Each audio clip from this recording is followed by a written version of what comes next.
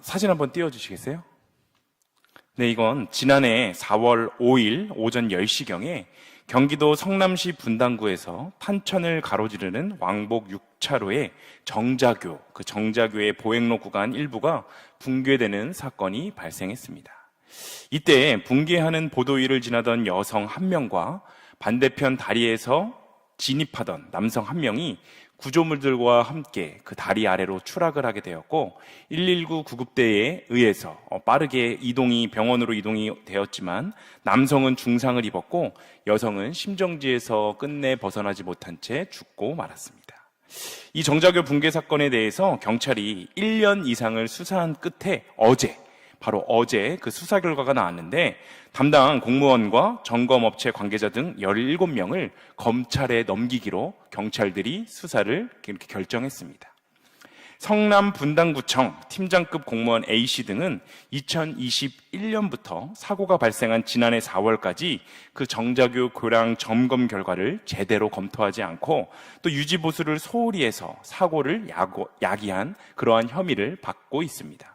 또 점검 업체 관계자 B씨 등은 2019년부터 교량 점검 시 참여 기술자를 허위로 이렇게 기재를 했었고 점검 내용을 복제하거나 명의를 대여하는 등 점검을 소홀히 한 혐의를 받게 되었습니다. 이 정자교는 30년 전인 1993년 6월에 준공된 노후되어 있었던 그런 교량이었기 때문에 관련 법에 따라서 매년 상반기와 하반기에 한 번씩 점검을 받고 또 2년에 한 번씩 정밀 점검을 해야만 하는 그러한 대상이었습니다. 그러한 정자교의 균열이 최초로 확인이 됐던 것은 2018년 4월쯤에 있었던 점검이었고 3년 후에 2021년도 정밀 안전 점검에서는 그 붕괴된 그 지점을 포함한 교면 전체에 균열이 확장이 되어서 전면 재포장하라 라는 그러한 검사 결과가 나왔음에도 불구하고 교량관리팀 공무원들은 정자교 붕괴를 막을 그 2차례의 경고 모두 무시해버리고 결국 다리가 붕괴되면서 인명사고까지 발생하는 최악의 상황이 벌어지고 말았습니다. 경고라는 것이 무엇입니까? 경고의 사전적인 정의는 조심하거나 삼가도록 미리 주의를 준다라고 합니다. 그래서 경고는 사실 듣기에 달콤하지 않고 오히려 들으면 혹독해서 그 경고를 들으면 기분이 좋지가 않습니다. 그러나 이 경고라는 것은 인생에 너무나도 중요한데 들을 때는 기분이 좋지 않지만 그래도 그 경고를 잘 받아들이고 미리 조심하고 삼가함으로써 나에게 올 수 있는 더 큰 화와 더 큰 불행을 면할 수 있기 때문입니다. 정자교 붕괴도 마찬가지로 2번의 경고가 있었음에도 불구하고 그 경고를 받아들여서 보수공사를 진행하는 그 과정은 많은 귀찮음과 번거로움이 있었기 때문에 그냥 공무원들이 무시하고 흘려보내버렸는데 결국 경고를 무시한 그 일이 더 큰 화가 되어서 무고한 시민이 죽게 되고 심지어는 자신들이 검찰에 송치되고 마는 그러한 엔딩이지 않습니까? 오늘 우리가 함께 살펴볼 이 말라기서는 구약의 마지막 책으로 여기서 말라기라는 말은 나의 사자, 나의 메신저라는 뜻을 갖고 있습니다. 말라기 선지자가 활동했던 시기는 기원전 430년에서 460년경으로 에스라서와 느헤미야서, 에스더서와 비슷할 것이라고 성경을 연구하는 그러한 학자들은 주장하는데 이때의 시대적 배경은 이스라엘 백성들이 바벨론의 포로로 오랫동안 지내다가 이제 그 포로 생활을 완전히 청산하고 귀환해서 성전이 완공되고 그리고 얼마의 시간이 지났을 때입니다. 바로 이때 하나님이 말라기 선지자를 통해서 하나님이 이스라엘 백성들에게 주신 그 이야기가 바로 이 말라기서인데 우리가 본문 1절을 함께 읽어보겠습니다. 본문 1절입니다. 여호와께서 말라기를 통하여 이스라엘에게 말씀하신 경고라. 아멘. 하나님이 이스라엘 백성들에게 주신 이야기인데 특별히 이 이야기는 그냥 이야기가 아니라 하나님이 이스라엘에게 말씀하신 경고다라고 말하고 있습니다. 이스라엘 백성들이 무엇인가 심각한 잘못에 빠져서 하나님의 마음을 아프게 했기 때문에 하나님께서 미리 조심하고 그리고 삼가해라 라고 주의를 주시기 위해서 주신 말씀이 바로 이 말라기서인 것입니다. 당시 이스라엘 백성들은 굉장히 힘들게 성전을 지었습니다. 수많은 대적들의 방해에도 불구하고 그토록 갈망하던 성전을 완공시켰고 하나님을 예배하기 시작했습니다. 물론 처음 성전을 완공시키고 그리고 나서 하나님을 예배할 때 얼마나 큰 감사와 감격이 넘쳤겠습니까? 하지만 시간이 흐르면 흐를수록 그들에게 이제 그 영적인 열기는 차츰 식어가게 되었고 결국 시간이 지나서 그들은 성전을 완공했던 때의 그 감사와 감격을 모두 잃어버리고 그저 종교 의식만 남아버린 종교 활동에 불편함과 불만을 느끼게 되고 또 제사장들마저도 타락해버리고 말았습니다. 물론 그들은 늘 예배를 드렸습니다. 예배를 드리긴 했지만 그 예배에는 진정한 감동이 없었고 그저 형식상의 예배였을 뿐입니다. 이렇게 이스라엘 백성들이 하나님과의 관계가 완전히 무너져 버렸기 때문에 하나님께서는 말라기 선지자를 통해 그들에게 경고하고 계신 것입니다. 그래서 하나님은 본문 2절에 이렇게 경고를 시작하시는데 그 시작이 참 놀랍습니다. 말라기 1장 2절 상반절의 말씀만 우리가 함께 읽어보겠습니다. 함께 읽습니다. 여호와께서 이르시되 내가 너희를 사랑하였노라. 아멘. 말라기서는 경고와 책망을 담고 있기 때문에 당연히 우리가 상식적으로 생각하기에 하나님의 그 무서운 뭔가 이렇게 어두운 그러한 책망이 담겨 있을 것 같지 않습니까? 근데 하나님은 경고의 시작에 앞서서 가장 먼저 내가 너희를 사랑하였노라 라고 말씀하시면서 이스라엘을 향한 그 하나님의 그 크신 사랑을 확인시켜 주십니다. 하나님이 가장 먼저 너희를 사랑한다 라고 말씀하신 이유는 그것이 그 하나님의 본심이기 때문입니다. 하나님은 이스라엘 백성에게 경고로 그들을 책망하시기는 하지만 이렇게 혼내고 책망하는 것이 너희를 미워하고 너희를 싫어하기 때문이 아니라 너희를 너무 사랑하기 때문에 너희가 지금 이 경고를 들을 때에는 마음이 조금 아플지라도 무너져버리는 다리가 되는 것이 아니라 보수하여 다시 든든히 서기를 바라는 마음으로 지금 이스라엘 백성들에게 말씀하고 계시다는 말입니다. 그런데 이러한 하나님의 사랑 고백에 대한 이스라엘 백성들의 반응이 어떻습니까? 본문 2절 중반절의 말씀을 우리가 함께 읽어보겠습니다. 함께 읽습니다. 너희는 이르기를 주께서 어떻게 우리를 사랑하셨나이까. 아멘. 그들은 하나님께서 내가 너희를 사랑하노라 하는 이 놀라운 고백 앞에 주께서 어떻게 우리를 사랑하셨나이까 라며 반문하고 있습니다. 이스라엘 백성들은 하나님께서 자신들을 사랑하는 것이 맞냐 라며 따지듯이 묻고 있는 것인데 그들은 하나님의 말씀 그대로 온전히 받아들이지 못하고 도리어 하나님의 사랑을 의심하고 있는 모습을 보여주고 있습니다. 역사상 가장 위대한 과학자, 그 과학자 명문가는 퀴리 가문입니다. 폴란드 출신의 프랑스 물리학자인 물리학자이자 화학자인 이 마리 퀴리, 우리가 흔히 이야기하는 퀴리 부인은 남편 피에르 퀴리와 함께 새로운 방사성 원소인 폴로늄과 라듐을 발견하여서 부부가 함께 노벨상을 받게 되었고 이 퀴리가는 2대에 걸쳐서 무려 6개의 노벨상을 수상하게 되었습니다. 마리 퀴리는 남편과 2딸 그리고 2 사위까지도 전부 노벨상을 수상해서 이 가족은 전례 없는 놀라운 업적과 명예로운 이름을 남겼습니다. 그런데 이 마리 퀴리가 라듐 연구를 통해서 노벨상을 받게 된 것이 이 동기부여가 된 것이 무엇이냐면 바로 어린 시절에 그 어머니의 사랑에 대한 오해에서부터 출발이 되었습니다. 그녀는 어려서부터 철이 들 때까지 어머니의 그 사랑을 의심하며 자랐는데 그 이유는 단 한 번도 그 어머니의 키스를 받아본 적이 없었기 때문입니다. 다른 친구의 엄마들은 자기 아이들이 학교에 갈 때나 학교에서 돌아왔을 때 이렇게 따뜻하게 볼에 키스를 해주곤 하는데 자기의 엄마는 자신에게는 한 번도 그 키스를 해준 적이 없었기 때문입니다.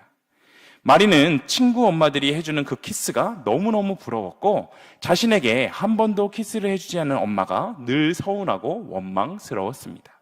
그런데 엄마가 자신에게 키스를 해주지 않았던 그 이유를 안 건 어머니가 돌아가신 후였습니다. 평생 결핵을 알아왔었던 그녀의 어머니는 그녀가 11살 때 결핵으로 돌아가시게 되었는데, 그녀의 어머니가 그녀에게 키스를 해주지 않았던 그 이유는 그녀를 사랑하지 않아서가 아니라 너무너무 그녀를 사랑했기 때문에 그 딸에게 결핵균이 전염이 될까봐 키스를 못 해준 사실을 알게 된 것입니다. 마리는 뒤늦게 그 어머니의 사랑을 깨닫게 되면서 뉘우쳐 울게 되었고, 결국 그녀는 결핵으로 고생하다가 돌아가신 그 어머니를 생각하며 결핵 치료의 필수인 방사선원소 라듐을 연구하여서 노벨상까지 수상하기에 이릅니다. 이 세상을 살아가면서 우리도 퀴리 부인처럼 하나님의 사랑을 의심하며 살 때가 너무나도 많지 않습니까? 하나님께서 우리를 너무나도 사랑하셔서 우리에게 이미 주신 것들이 너무 많음에도 불구하고 하나님께서 나를 사랑하시지 않기 때문에 나에게 이렇게 어려움이 찾아오는 것이다 라며 오해하며 하나님을 원망할 때가 얼마나 많습니까? 하나님은 성경을 통해 끊임없이 우리와 함께 하겠노라, 너희를 지켜주겠노라, 너희를 너무나도 사랑한다 우리에게 말씀하심에도 불구하고 왜 우리는 하나님을 의심하며 하나님을 오해하며 살아가게 되는 것일까요? 그것은 하나님이 우리를 너무나도 사랑하신다는 그 고백을 우리가 들어서 알긴 하지만, 성경을 봐서 알긴 하지만 그것이 우리의 마음속 깊은 곳에서부터 깨달아지는 것이 아니라 그저 머리로 이해하고 알고 있는 수준이고, 당장 하나님이 나를 사랑하신다는 그 사실보다 내 눈앞에 처한 그 현실에 얽매여서 살아가기 때문입니다. 바벨론에서 돌아온 이스라엘 백성이 처했었던 그 현실은 너무나도 열악했습니다. 그들은 성전을 재건하긴 했지만 이전의 성전과 비교하면 그 성전은 너무나도 초라했습니다. 그리고 그들이 처한 상황, 그 상황은 그들이 꿈꿨었던 그 상황과는 너무나도 달랐습니다. 노예 생활을 청산하고 이제 조국으로 돌아오기만 하면 모든 것이 다 좋아질 것이라고 생각을 했었는데 막상 뚜껑을 열고 보니 그들의 현실은 그렇게 녹록지가 않았습니다. 그들은 여전히 페르시아의 속국인 상태로 머물러 있었고 다윗의 왕조가 재건되리라는 그 하나님의 약속은 실현될 기미가 전혀 보이지 않아서 완전히 낙심할 수밖에 없었습니다. 희망 고문이라는 말도 있지 않습니까? 그들이 아이의 노예 생활을 할 때에는 차라리 마음에 별다른 기대도 없으니까 큰 실망도 없었을 텐데, 그들이 다시 조국으로 돌아와서 이제 하나님이 원하시던 그 성전도 다시 짓고 그리고 하나님을 예배하기 시작하니까 이제 뭔가 대단한 일이 생기고 하나님이 부어주시는 그 축복이 넘쳐나게 되어서 행복한 일이 마구마구 생겨야 될 것 같은데 여전히 비슷하게 반복되는 일상 속에서 그들의 마음 속에 하나님에 대한 의심과 하나님에 대한 원망이 싹트기 시작한 것입니다. 이스라엘 백성에게는 하나님이 사랑하신다, 하나님이 우리를 사랑하고 계신다라는 그 증거가 전혀 보이지 않았었기 때문에 심지어 바벨론의 화려함을 본 사람들 중에서는 그 바벨론에서 포로로 있었던 때가 더 나았다라고 생각했었던 그러한 사람도 있었을 것입니다. 그래서 그렇게 하나님께서 내가 너희를 사랑한다 라고 직접 말씀해 주심에도 불구하고 의심하고 우리를 정말로 사랑하신다면 구체적인 증거를 보여달라라고 말도 안 되는 떼를 쓰고 있는 것입니다. 하나님은 그들의 이러한 어찌 보면 너무나도 무리한 요구에도 불구하고 그저 내가 너희들을 얼마나 사랑하는지 그 증거를 말씀해 주시는데, 본문 2절 하반절과 3절도 우리가 함께 읽어보겠습니다. 함께 읽습니다. 나 여호와가 말하노라. 에서는 야곱의 형이 아니냐. 그러나 내가 야곱을 사랑하였고 에서는 미워하였으며 그의 산들을 황폐하게 하였고 그의 산업을 광야의 이르들에게 넘겼느니라. 아멘. 하나님은 지금 이스라엘 백성들에게 내가 야곱을 사랑하였고 에서는 미워하였다라고 말씀하십니다. 하나님이 왜 야곱은 사랑하시고 에서는 미워하셨는지 정확한 이유는 우리가 알 수는 없지만 분명한 것은 하나님께서 야곱을 사랑하시기로 결정하셨다라는 사실입니다. 다시 말해 야곱에게 사랑받을 만한 자격이 있어서 에서의 조건보다 야곱의 조건이 나아서 야곱을 사랑하신 것이 아니라 하나님은 무조건적으로 야곱의 하나님이 되기로, 야곱의 편을 들어주기로 작정하셨다라는 뜻입니다. 오늘을 살아가고 있는 우리들 역시 마찬가지입니다. 우리는 하나님에게 택함받을 자격도 없고 남들보다 뛰어나게 하나님의 선택을 받을 만한 의로운 행동을 하면서 살아가는 것도 아닌데, 하나님은 이런 부족하고 연약한 우리들을 택하셨고 우리를 먼저 사랑해 주셔서 지금도, 오늘도 이 예배의 자리에 우리를 초대하시고 이 예배의 자리를 통해 당신의 말씀을 전해주시고 당신의 사랑을 깨닫게 하고 계십니다.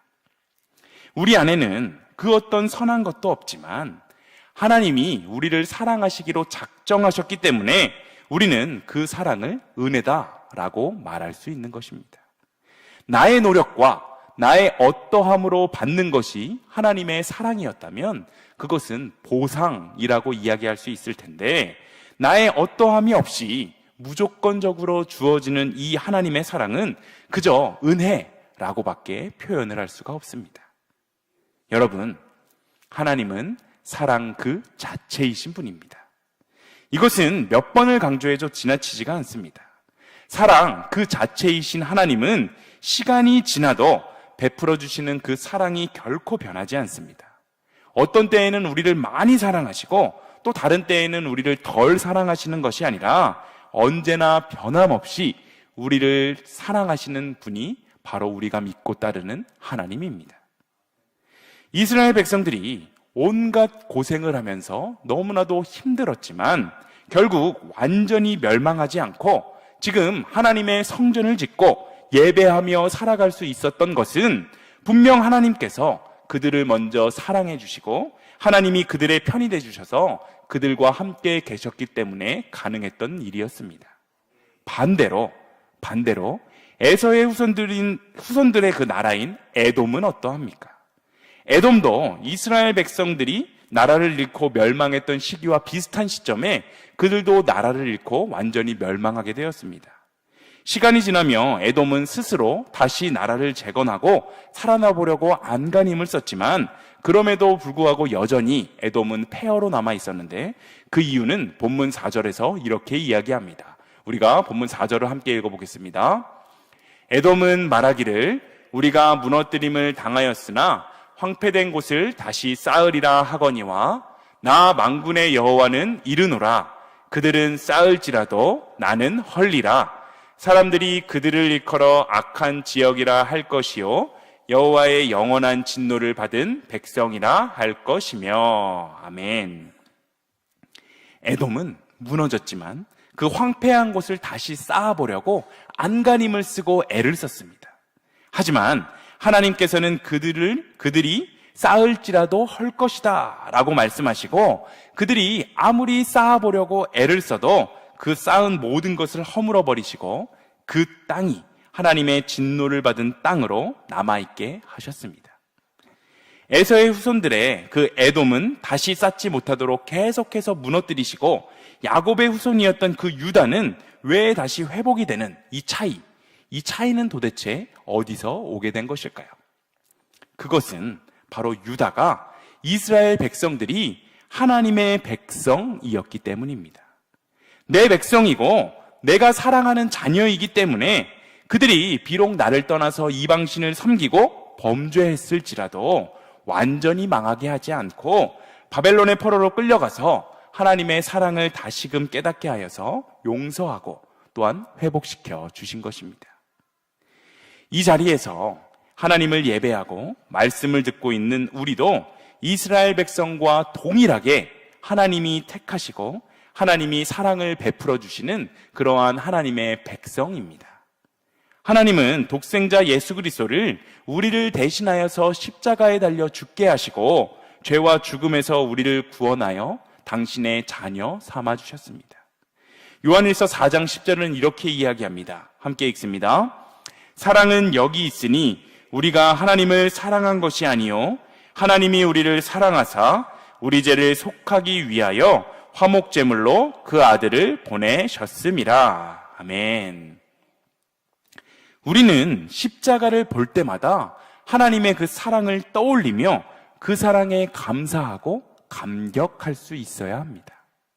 그저 십자가 사건이 2000년 전 역사 속에 흘러가 버린 일이 아니라 오늘을 살아가고 있는 바로 나를 위한 사건임이 깨달아져야 한다는 것입니다.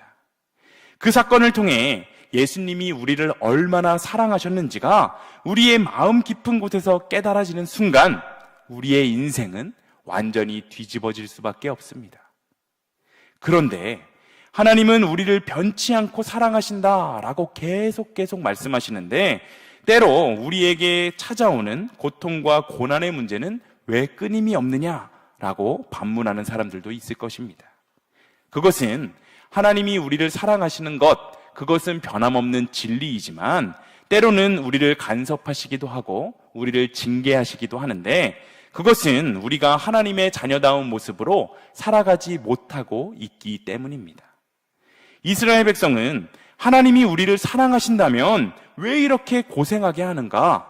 포로에서 해방되어서 성전까지 다시 힘들게 지었지만 도대체 우리의 삶에 나아진 것이 무엇인가? 라고 생각을 했기 때문에 하나님에 대한 원망과 하나님에 대한 불평과 불만이 쌓여갔지만 그들은 바벨론 포로 생활을 통해 그들을 훈련시키셨던 그 하나님의 크신 뜻을, 크신 계획을 알지 못했습니다.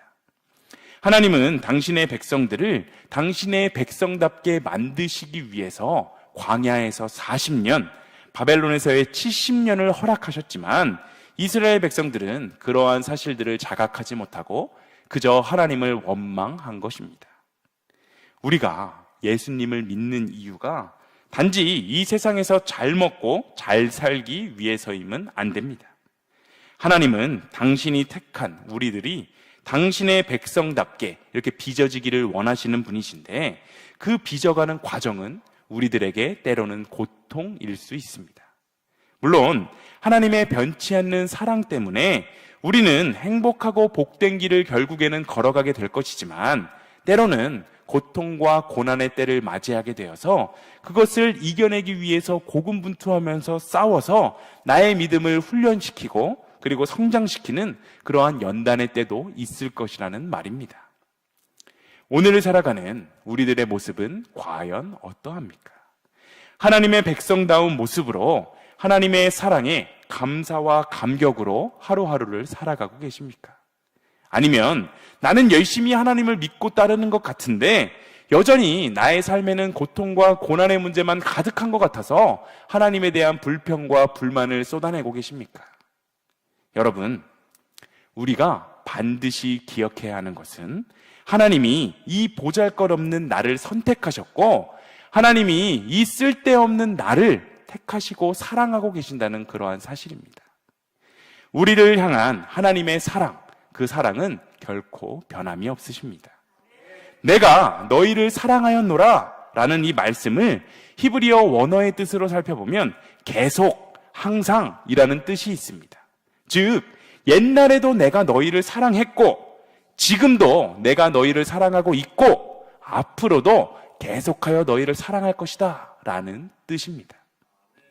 하나님의 이 사랑, 하나님이 우리를 사랑하시는 이 사랑은 영원합니다. 사라질 것 같아도 절대로 사라지지 않습니다. 하나님은 바벨론의 포로로 잡혀 있었던 이 이스라엘 백성들을 다시 일으켜 세워주셨습니다. 또한 430년간 종살이하던 그들을 애굽에서 이끌어내셨습니다.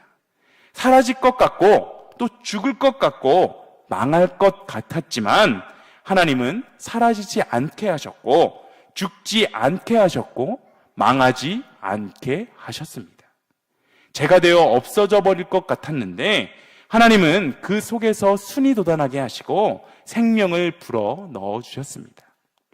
이제 우리를 향한 변함없으신 이 하나님의 사랑을 의심하지 않고 그 사랑에 감격하며 하루하루를 살아내시는 우리 일신교회 모든 성도님들이 되셨으면 좋겠습니다. 또한 하나님이 우리를 얼마나 사랑하시는지 이 사랑의 깊이를 우리가 깊이 깨닫고 우리가 처음 하나님의 사랑을 깨달았었던 그 첫사랑을 회복하여서 오늘 본문에서 하나님께서 말씀하시는 내가 너희를 사랑하였노라 라는 이 말씀이 오늘 우리를 향한 말씀으로 깨달아지시는 일신교회 모든 성도분들이 다 되시기를 간절히 소망합니다.